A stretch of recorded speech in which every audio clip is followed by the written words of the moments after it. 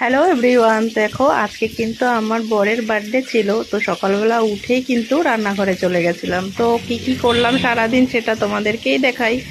তো প্রথমেই ও বাজার থেকে নিয়ে এসেছিল মাটন, মাছের মাথা। যেহেতু অনেক কিছু খায় না, তাই খুবই হালকা ফুলকা রান্না করেছিলাম। দেখো প্রথমেই কিন্তু কড়াইতে মুগ ডালগুলোকে ভেজে নিচ্ছিলাম।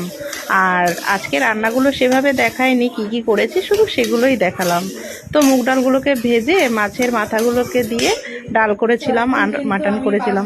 ভাজা করবো, এই জন্য সব কেটে নিয়েছি, বেগুন, পটল, আলু, সব সবজিগুলো কেটে নিয়েছি, এগুলো ভাজাভুজি করবো।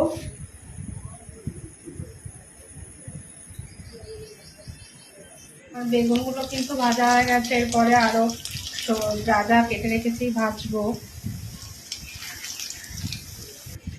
তো দেখো প্রথমে মাছের মাথাগুলোকে ভেজে নিচ্ছি।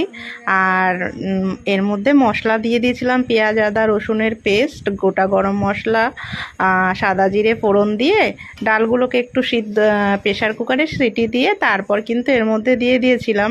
আর নুন মিষ্টি স্বাদ অনুযায়ী। তারপর কিন্তু মাটনটাও হয়ে গেছে। কিভাবে করলাম সেটা আজকে আর দেখালাম না। দিয়ে দেবো যাতে তাড়াতাড়ি হয়ে যায়।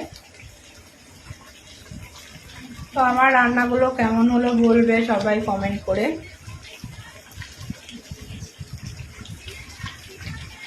কথা বলতে ভুলে গেছি, মা কিন্তু সকালে উঠেই পায়েস করে দিয়েছে। আর পায়েসটা ক্লিপ নেওয়া হয়নি, কিন্তু মা খুব সুন্দর পায়েস করে, তার জন্য মা উঠেই আগে পায়েস করে দিয়েছে ছেলের জন্য।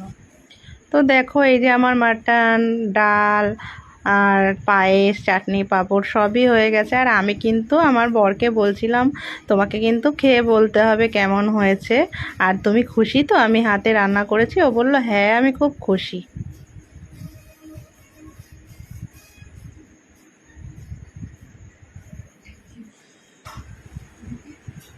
খেয়ে কিন্তু রিভিউ দিতে হবে কেমন হয়েছে। তো যাই হোক, আজকের মতো ব্লগটা এখানেই শেষ করছি। Tata, bye bye.